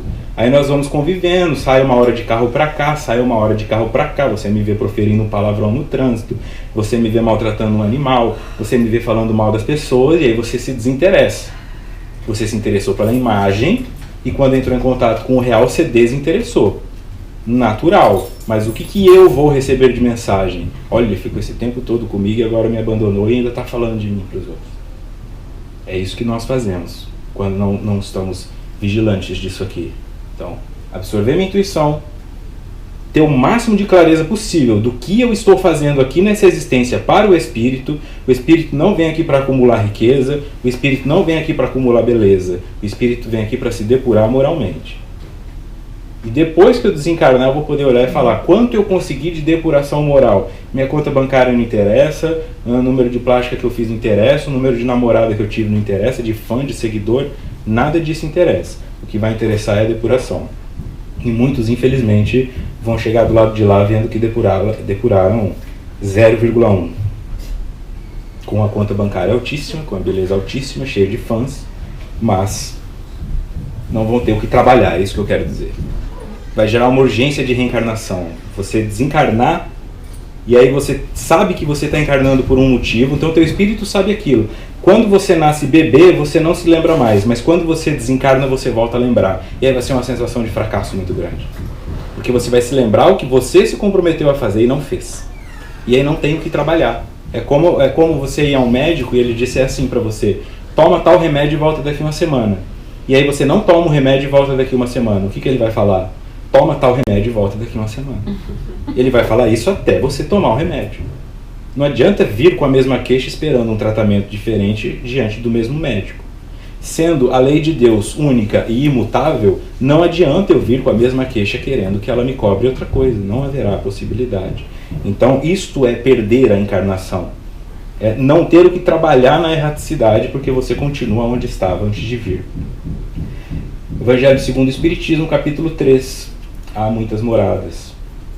O progresso é lei da natureza. A própria destruição, que aos homens parece o termo final de todas as coisas, é apenas um meio de se chegar, pela transformação, a um estado mais perfeito, visto que tudo morre para renascer, e nada sofre o aniquilamento. Então por que eu estou apegado aos meus valores? Por que eu estou apegado à minha aparência? A pessoa sofre mesmo, quando olha no espelho e vê um cabelo branco, quando olha no espelho e vê uma ruga, quando vai pôr uma calça e não serve mais. Sofre às vezes em nível assim: o que eu estou fazendo? Eu não sirvo para nada, ninguém vai gostar de mim, eu estou envelhecendo e vai. E quantas pessoas nós não conhecemos aí, principalmente famosos, que se deformam por medo de envelhecer e ficam parecendo um boneco projetado. Assim, não fica? Então porque não conseguiu entrar em contato com isso aqui.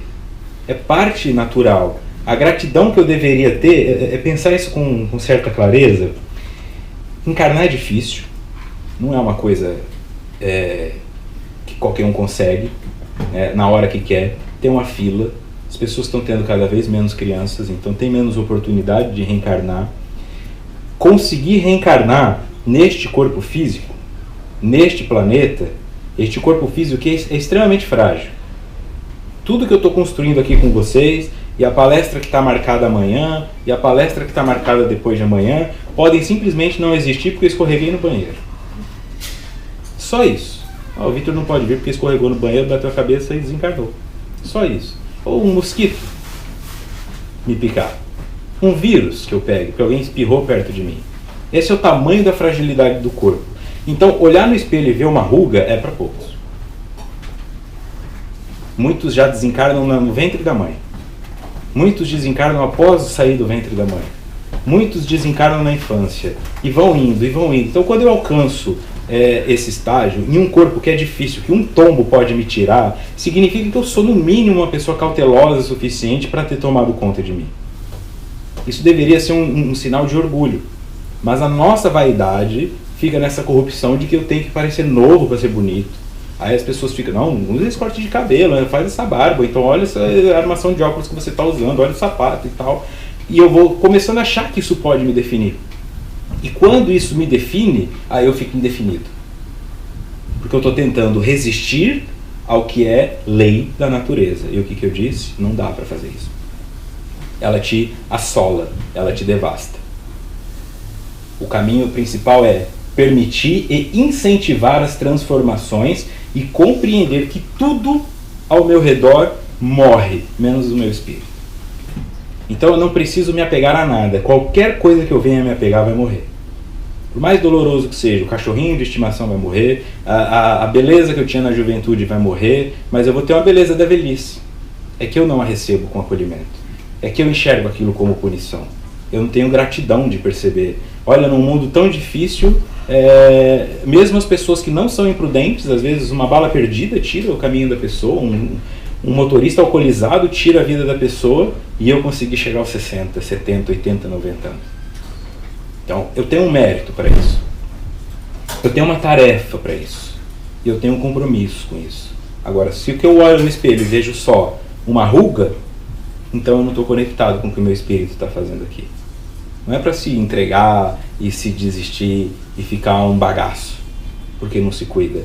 É parte da autoestima cuidar do corpo físico. Mas é não se definir por isto. Não se achar velho demais, novo demais, não se achar mulher demais ou homem demais para determinada coisa.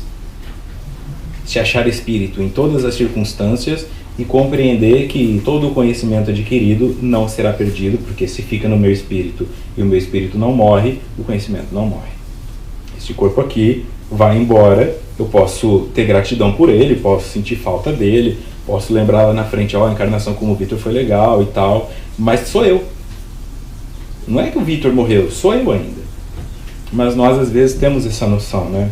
A pessoa olha a foto, olha quando eu era magra. Se você fosse realmente feliz quando era magra, você não teria engordado porque ficou compulsiva na alimentação. Esse é o recado aqui. Se em algum momento você começou a comer mais do que precisava e engordou, é porque existia em você um desequilíbrio emocional. Uma ansiedade, uma insatisfação. Então essa coisa de olhar para sua foto magra e achar que lá você era feliz, não era. Porque se fosse, teria mantido o peso. Para qualquer um dos dois aspectos, seja para quem estava acima do peso e quem emagreceu também de forma doentia. Todas essas noções. Eu olho para a infância, na infância que eu era feliz, não tinha que acordar, não tinha compromisso, era só brincar. Não era feliz. Várias vezes na infância você chorou. Várias vezes na infância você ficou com raiva da sua impotência de não poder tomar decisão, de querer um sorvete e tua mãe não deixar tomar. Na adolescência eu era feliz porque eu tinha uns amigos no colegial. Não era, você sofria bullying, você era rejeitado, você tinha medo, você achou que não ia passar nas provas, você tinha um monte de competitividade. É perceber isso. Então, de forma geral, com o espírito, eu também não posso ficar achando que hoje eu sou infeliz.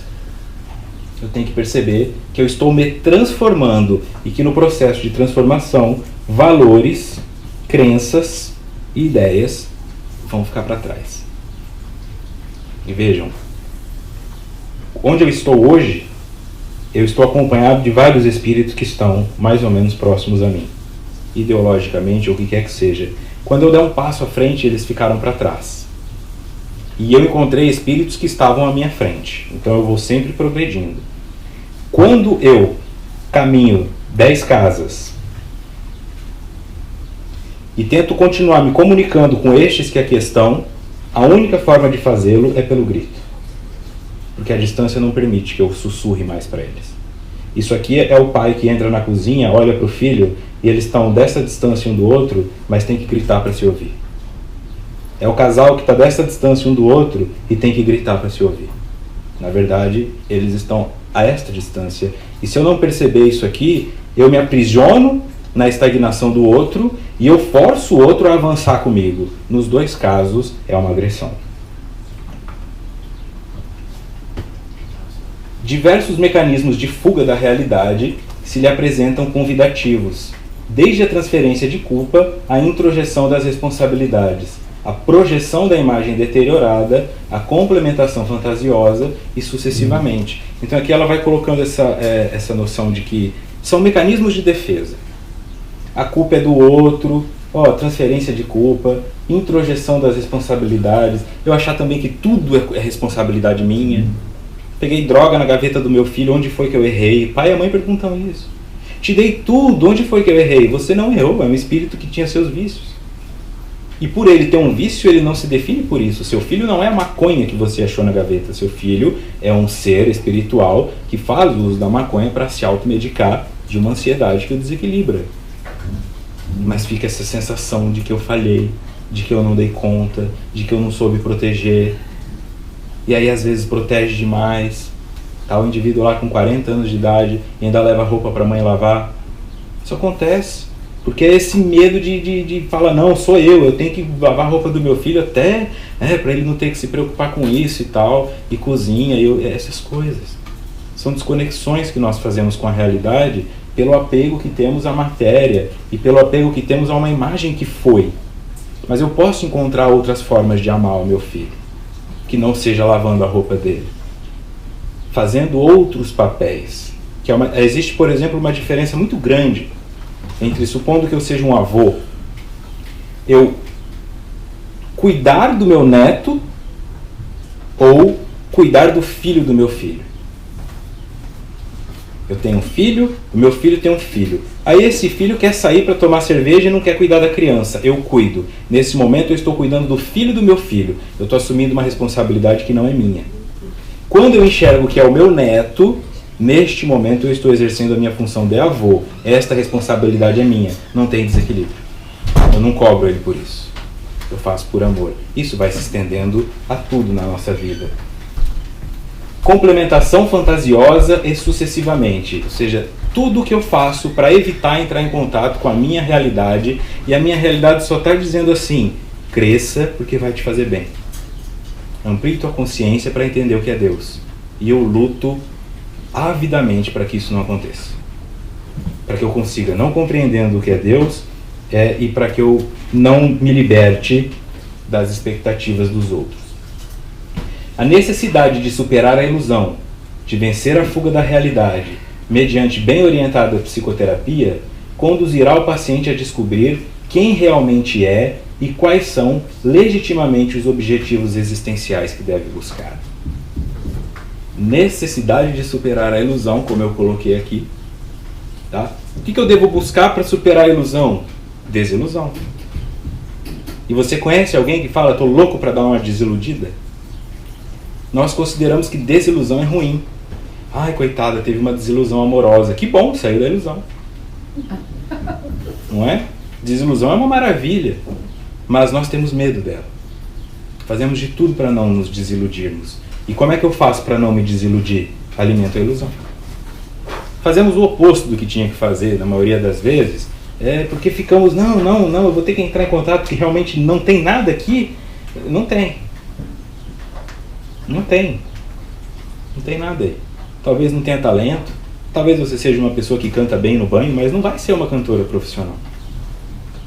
E nós vemos algumas pessoas que são alimentadas nessa ilusão e vão só passando vergonha, né? Vão tentando, vão insistindo, e vão expondo, e vão acabando com a moral da pessoa, e ela vai sendo agredida pela crítica pública, coisa que ela não precisaria passar se alguém naquele churrasco de família falasse, olha, você não é boa o suficiente para isso. Talvez se você estudar melhor você seja. Ou talvez você seja melhor em outras coisas. Mas para isso você não é boa. Mas fica todo mundo, não, o melindre, o que a pessoa vai pensar? Vamos apoiar. Tomar cuidado com isso. Vencer a fuga da realidade. Entrar em contato com a realidade do que eu tenho. Envelheci? Que bom, envelheci. Meu casamento foi para o espaço? Que bom, meu casamento foi para o espaço. O que eu vou fazer disso? Meu filho se tornou um usuário de droga? O que eu vou fazer disso? É o que eu vou fazer disso. Não por que isso. Não onde foi que eu errei. Porque quando eu pergunto onde foi que eu errei, é aqui que eu estou errando. Eu estou dizendo para o meu eu de 5, 10 anos atrás que ele não foi capaz. Eu estou jogando lá no meu adolescente ou no meu adulto jovem uma culpa. Só que como é que eu posso, hoje, aos 32 anos, cobrar do Vitor de 15 uma coisa que o Vitor de 15 fez com o melhor recurso que tinha? Quando eu tinha 15 anos, eu fiz o melhor que eu podia com o conhecimento que eu tinha. Agora é fácil, com 32, olhar e falar, olha como eu fui tonto. Só que quando eu faço isso, eu estou oprimindo o meu adolescente. E se eu oprimo uma memória, e se eu oprimo uma experiência que está registrada no meu inconsciente, eu oprimo a mim. Se eu cortar um pedaço da raiz de uma árvore, eu não prejudico até a copa? A minha raiz é o meu passado. Então quando eu olho para trás debochando de mim ou me culpando por aquilo, eu estou desconstruindo a minha raiz. Fico perdido, não confio mais que eu saiba tomar decisões, então eu penso, se eu errei aos 15, quem me garante que eu não estou errando aos 32? E aí eu começo a perguntar para os outros, o que eu faço da minha vida? Eu corto o cabelo ou deixo o cabelo? Eu faço ou não faço? Porque eu já não tenho mais convicção de que eu posso confiar em mim. E aí, em outras palavras, uma árvore sem raiz qualquer vento derruba. Então eu tenho que ser grato pelo meu passado, reconhecer que todas as decisões que eu tomei foram as melhores possíveis e que hoje eu estou fazendo isso da mesma maneira, pois ninguém se levanta da cama com o pensamento, hoje eu vou fazer as piores escolhas possíveis. Todo dia você se levanta com a certeza de que você vai acertar. E dentro dos seus limites você acerta. Culpar isso 10 anos depois é covardia. É como um adulto que grita com uma criança porque ela derrubou o copo de suco na mesa. A criança mal tem coordenação, derruba o copo e o adulto... É isso que nós fazemos com o nosso passado. E aí depois não sabemos porque ficamos inseguros. Por isso. Pergunta 97 do Livro dos Espíritos. As ordens ou graus de perfeição dos espíritos são em número determinado? Resposta. São ilimitadas em número, porque entre elas não há linhas de demarcação traçadas como barreiras, de sorte que as divisões podem ser multiplicadas ou restringidas livremente. Isto que a tua mente te faz acreditar que pode ser alcançado, não existe. Essa é a primeira ilusão a se combater. Imaginar que o patamar de evolução vai assim, 0, 1, 2, 3, 4, 5, 6, 7, 8, 9, 10. Não vai. E o principal, acreditar que alcançar o grau máximo de evolução vai te libertar de sentimentos de compaixão. Pensa sobre isso. Eu quero me tornar um espírito superior porque eu não vou sofrer mais. É isso que a nossa mente diz. Se torne um espírito superior que aí você não sofre mais. Só que o que faz de mim superior? A compreensão total do que é o amor. E quando eu compreendo totalmente o que é o amor, eu amo. Não é? Porque é o que eu tenho para dar. E se eu amo, como é que eu consigo ficar em paz sabendo que todas as pessoas que eu amo estão embaixo da ponte fumando crack, estão cometendo homicídio, estão cometendo abuso? Não existe. Quanto mais eu cresço espiritualmente, mais eu me vinculo às trevas, porque eu preciso ir lá para dividir o que eu concebi.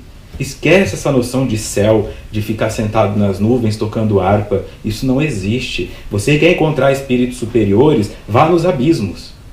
É lá que eles estão. Vá lá nas clínicas de dependência química. Vá nos hospitais. É lá que os espíritos estão. Então o que te faz superior não é a ausência de sentimentos de tristeza, mas é a convicção de que este sentimento te motiva a eliminar a tristeza e não de se entregar a ela pelo vitimismo. É uma diferença muito grande. Então qual ilusão eu devo combater aqui? Essa de achar que existe um patamar que eu vou chegar lá e Deus vai estar lá do outro lado e falar: ô Vitão, vem aqui, tá o troféu, você é um espírito superior, toma tuas asas, você é anjo, agora você pode fazer o que você quiser. E aí eu tenho a ilusão que eu vou fazer o quê? As coisas que eu quero fazer hoje. Ah, a pessoa fala, eu queria vender tudo e poder viajar pelo mundo. Um espírito superior também pode fazer isso. Mas você acha que ele fica visitando monumentos históricos ou ele viaja pelo mundo procurando sofrimento para amenizar? Busca amenizar. Porque a gratidão, quando eu compreendo o que é amor, não existe amor e egoísmo juntos. Eles são inversamente proporcionais. Então, por consequência, quando eu realmente entendo o que é amor, eu sou totalmente altruísta. E sendo totalmente altruísta, eu não consigo fingir que eu não vi alguém sofrendo. Mas eu não vou lá dar a maçã que nem eu falei. Eu vou e falo, olha, eu já estive onde você está, que foi o que Jesus fez, já passei o que vocês passaram, e venho aqui te dizer que se vocês fizerem o que eu fiz, vocês conseguirão fazer o que eu faço hoje, e até mais. Só isso Jesus fez. Veio aqui nos dar o exemplo. Oh, eu já fui arrogante, eu já fui mentiroso, já fui enganador, eu já exagerei no tributo, eu já manipulei, eu sei o que está acontecendo com vocês. Por isso que não tinha sombra para Jesus, porque a luz dele era plena, ele não tinha sombra em si. Sendo ele um projétil de luz própria, ele nunca enxergava sombra em ninguém. Então não havia nada no outro que fosse aversivo o suficiente para ele não amar. Ele simplesmente enxergava. Eu é que tenho uma baixa iluminação, autoiluminação, tô cheio de sombra, então quando eu olho no outro eu só enxergo sombra. Ah, o cara é bom, mas é meio irritadinho, né? Não, ele é gente boa, mas fala demais. Ele é não sei o que, mas fala. Eu sempre vou enxergando uma sombra, e isso vai me desconectando das pessoas, com a ilusão de que eu posso possuí-las, auxiliá-las ou guiá-las, quando na verdade o espírito superior não faz essa motivação de guia. Ele simplesmente é a luz e a pessoa se guia até ele. Ele não vem puxar pelo braço. Ele se torna luz. E quem está na treva vai buscar a luz. Correto? Então, pela autoiluminação, eu vou alcançar isso tudo. Mas a primeira ilusão que eu devo combater, portanto, é a de que a sublimação me trará felicidade, como eu concebo no planeta Terra, que é a ausência de sofrimento e a presença de prazer. Não é isso. Um espírito superior sofre desprazer. Jesus sofreu desprazer, Dr. Bezerra de Menezes desprazer, Sócrates desprazer, todos eles sofreram desprazer. De não poder fazer mais por aqueles indivíduos, de saber que as pessoas ainda estavam sofrendo, de saber que tinham a resposta, mas não conseguiam ser compreendidos àquela altura. E fizeram com toda a paciência que podiam, desenharam para nós através de parábolas, de exemplos didáticos, de analogias, para que nós pudéssemos entender isso em qualquer língua, em qualquer tempo. O Evangelho segundo o Espiritismo, capítulo 27, pedi e obtereis. O homem que não se considere suficientemente bom para exercer salutar influência, não deve por isso abster-se de orar a bem de outrem, com a ideia de que não é digno de ser escutado. A consciência da sua inferioridade constitui uma prova de humildade, grata sempre a Deus, que leva em conta a intenção caridosa que o anima.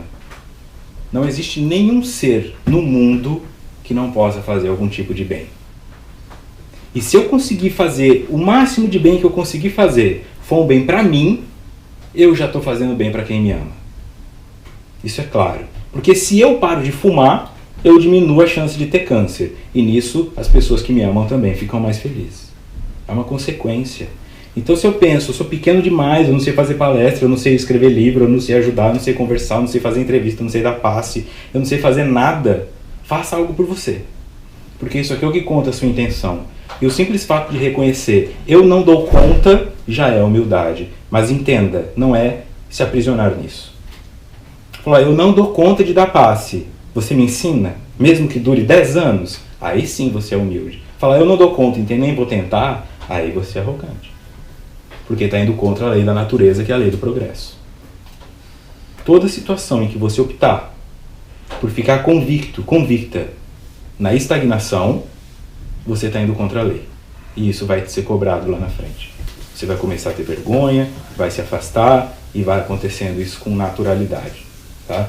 Um exemplo para se ver isso, imagine uma pessoa que começa uma escola de idioma, não sabe falar nada em alemão, e aí ela vai faltando, ela se omite, ela não quer, ela engana, e os amigos dela que começaram com ela continuam. Depois de 2 anos, estes indivíduos estão falando alemão e ela se sente constrangida por não conseguir falar, não pode viajar com eles para a Alemanha como eles iriam, não usufrui da mesma maneira, então ela vai se afastando. Então, se eu entro num curso de passe e depois eu desisto, quando eu tenho que entrar aqui e sentar para tomar um passe daquela pessoa que começou comigo, eu fico constrangido. Internamente, eu fico pensando, olha, se eu tivesse acompanhado, eu estava aqui fazendo isso. Isso aí é contra a lei de progresso. Então não é que Deus te pune, é a tua consciência que fica aprisionada nisso, gera uma vergonha tua porque ninguém está te julgando e aí como consequência você se afasta. E aqui para fechar a parte do material, No livro Respostas da Vida, capítulo 3, Ingredientes do Êxito, temos a mensagem. O êxito espera por você, tanto quanto vem exaltando, quanto lhe alcança. Eu acho que aqui ficou cortado, né? Eu vou tirar daqui e eu falo, porque isso aqui não tem problema se eu só falar. Mas já vamos para o encerramento. Aqui. O êxito espera por você, tanto quanto vem exaltando, quantos lhe alcançaram as diretrizes. Largue qualquer sombra do passado ao chão do tempo, qual a árvore que lança de si as folhas mortas. Não se detenha diante da oportunidade de servir. Mobilize o pensamento para criar vida nova. Melhore os próprios conhecimentos, estudando sempre. E como é que eu melhoro o meu conhecimento acerca de mim? Estudando a mim. E como é que eu estudo a mim? Vendo o que me incomoda no outro. Vendo o que faz eu me afastar das pessoas. Vendo o que me faz ficar numa posição de inferioridade. Vendo quais são os meus vícios. Vendo quais são os valores dos quais eu não quero me desapegar. E vendo quais são as coisas que eu acho que eu possuo. Quando, na verdade, a única coisa que eu possuo é o direito e a obrigação de crescer em direção à libertação da matéria e à conexão plena com Deus. Não tem outro caminho. O caminho da felicidade é justamente ir contra o nosso materialismo que acha que nós já somos felizes porque alguns neurotransmissores foram liberados no cérebro porque eu comi chocolate. Isso não é felicidade. Isso é só serotonina. A felicidade plena é justamente não precisar de nada que não seja a caridade para se sentir bem, integrado e grato plenamente com o universo. Então, podemos encerrar com a oração?